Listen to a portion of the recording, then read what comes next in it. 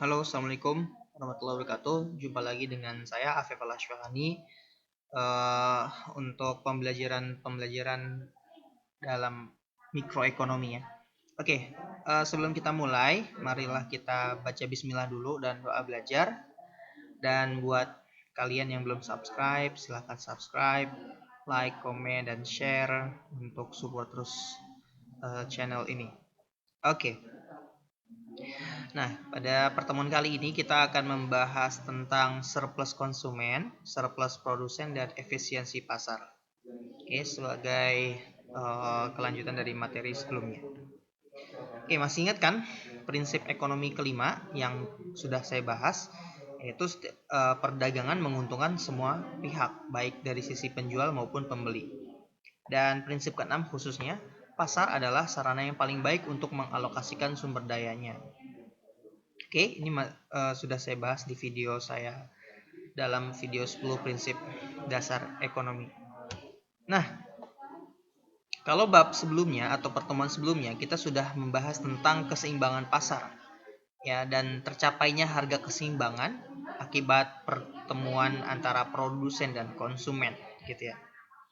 Titik keseimbangan tersebut atau harga keseimbangan pasar merupakan keuntungan bagi kedua belah pihak gitu.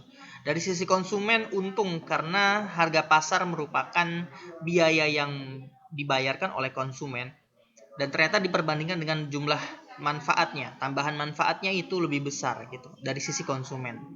Jadi konsumen mau membeli produk A contohnya. Dari sisi produsen, harga pasar merupakan harga keseimbangan yang untung buat produsen. Kenapa? Karena harga keseimbangan itu lebih besar daripada biaya untuk memproduksi barang tertentu.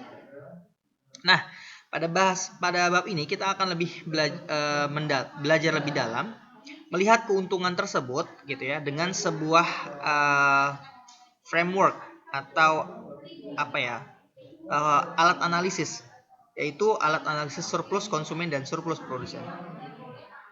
Nah, karena konsumen dan produsen dalam pasar itu tidak seorang atau tidak sendirian, ya, dan pasar itu merupakan akumulasi dari seluruh konsumen dan seluruh produsen, maka kita dapat nyatakan keuntungan yang tercapai dari keseimbangan pasar itu berlaku untuk seluruh masyarakat yang berkontribusi atau yang melakukan kegiatan ekonomi di pasar kayak gitu. Jadi nanti kita akan melihat bagaimana pasar ini bermanfaat bagi masyarakat secara umum. Ya, khususnya bagi mereka-mereka yang berkecimpung atau berkegiatan terkait gitu ya dalam kegiatan pasar ekonomi. Oke? Nah, yang pertama di sini adalah surplus konsumen gitu. Saya akan menjelaskan dengan pelan apa itu surplus konsumen dengan dimulai dari kata kunci willingness to pay gitu ya. Jadi willingness to pay ini adalah kemampuan konsumen untuk membeli sebuah barang gitu. Dan ini berbeda dari harga keseimbangan di pasar. Oke, saya kasih contoh biar lebih mudah. Di sini saya punya 4 konsumen. Konsumen A, konsumen B, konsumen C, konsumen D gitu ya. Kita ambil di sini konsumen A ya. Katakan konsumen A ini dia mampu membeli barang E atau barang contoh sepatu gitu ya dengan harga lebih tinggi daripada harga keseimbangan ya, 2,5.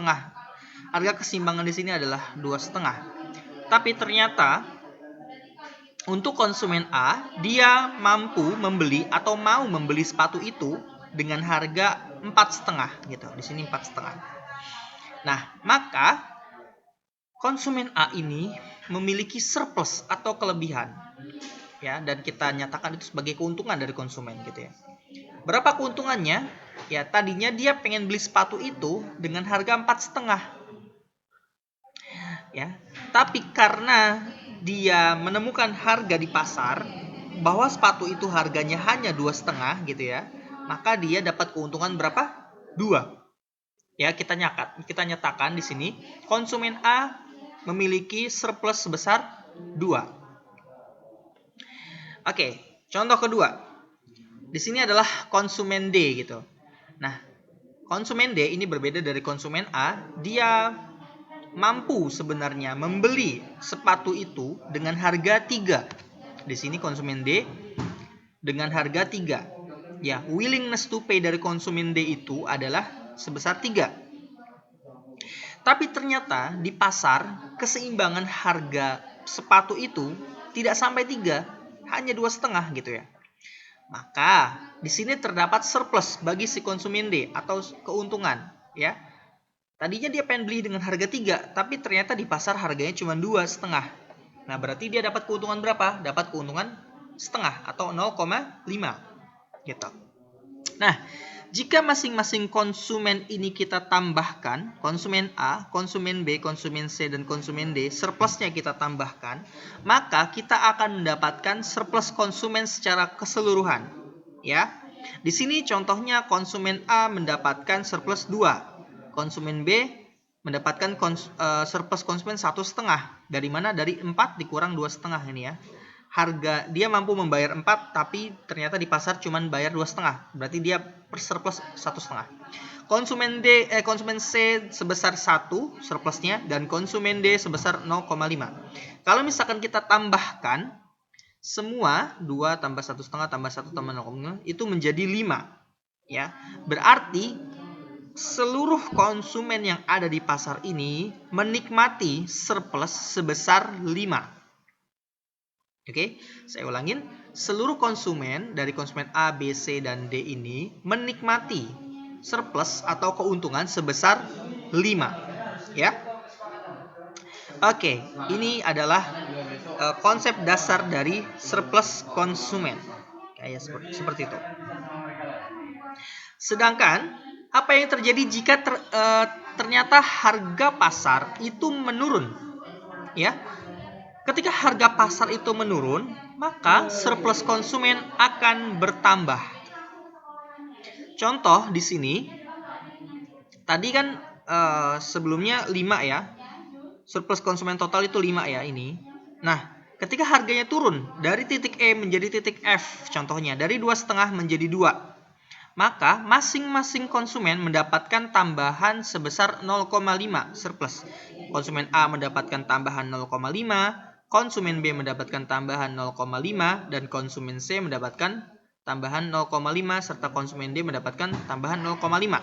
Dan ada satu tambahan konsumen, yaitu konsumen E, ya, yang mendapatkan surplus sebesar 0,5. Dari mana, Pak? Dari 2,5 dikurang 2 nih.